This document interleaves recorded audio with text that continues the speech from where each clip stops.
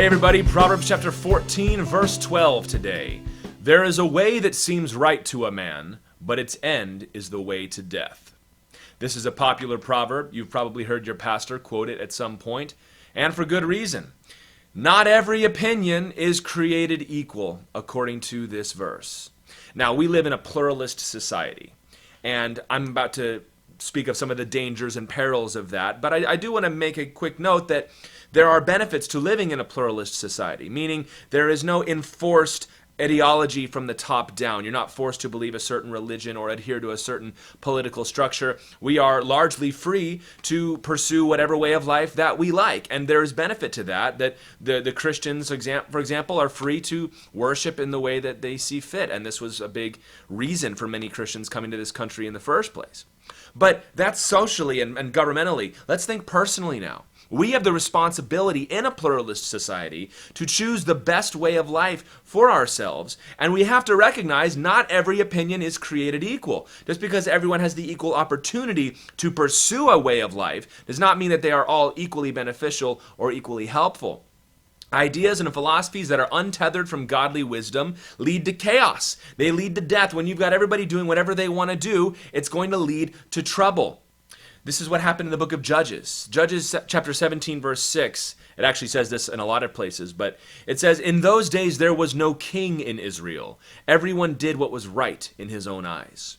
The book of Judges has a lot of horrific stories. And we say, why would God put that in there? Because God is trying to show us what happens when everybody is pursuing his own way. When everybody is chasing after their own way of life, their own opinion, their own ideas, their own philosophy. It leads to chaos and death and trouble and conflict. In the same way in your life, something might sound really good, it might be just what you want, but just because it is your opinion does not make it right. Just because you have the right in America to choose does not mean that every choice is equally valid. And this is something that we've got to confront, because many times you want to address the issue, you want to address the idea behind a bad decision, behind a bad outcome, but people don't want to listen to that. If we say something on the lines of, we've got to stop doing the marriage in America the way we do it. We've got to stop divorcing at the drop of a hat. We've got to stop sleeping around before we get married. We've got to stop treating children like accessories. And maybe that will result in better relationships and happier people. But people jump all over that and they say, no, you can't tell me how to live my life. I should be able to do whatever I want. It's a free country. And it is a free country, but that doesn't mean that you have the moral ability to do whatever you want. We've got to be able to fix the problem. If you can't fix the problem, you can't change the idea, you're going to get the same result. I think of, socially, everybody wants to keep trying communism. It's like, how many times do we have to try this? How many people have to die before we realize it might sound good, but it's not living out the way we hoped? The same way with free love and free sex and a million other things that we could try. And I found most people gravitate to the same bad ideas anyway. It's not that you got a million people doing a million different things. You got a million people doing 9 or 10. Because we all gravitate to these same things. They all appeal to the same part of us, and then we start to pressure one another. And what happens is when bad ideas fail, and maybe multiple bad ideas fail for you, we get cynical. And we say all ideas will lead to failure. It doesn't matter how you live your life. All religions are the same. All philosophies are the same. Life is going to be hard no matter what. So why believe in anything? Very cynical way to live, but there are many people that think this way. But here's the reality. There is a good way to live. There is a right way to live. And it's the way of wisdom. It's the way of Jesus Christ. We see this illustrated in John chapter 6, verse 66. Jesus had just preached a very tough message, and a lot of people left. It says, after this, many of his disciples turned back and no longer walked with him. So Jesus said to the 12, do you want to go away as well? And Simon Peter answered him, here it is, Lord, to whom shall we go? You have the words of eternal life.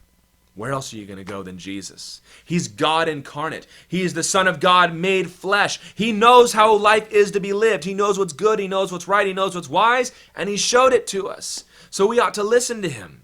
And when you walk with Christ and you walk in his wisdom, you will experience joy and hope and peace and love and blessing and righteousness and self-control. All the things that the world is searching for. This is a way that seems right and does lead to life, not to death. And just about everybody I know who wants to come in and say, well, I tried Jesus and it didn't work for me.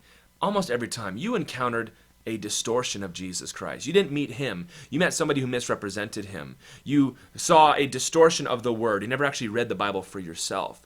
You went to a church that had all kinds of weird, wacky problems. You didn't go to a godly church that was done the way the Word tells us. And you never encountered Christ, you encountered people. And people are always going to let you down.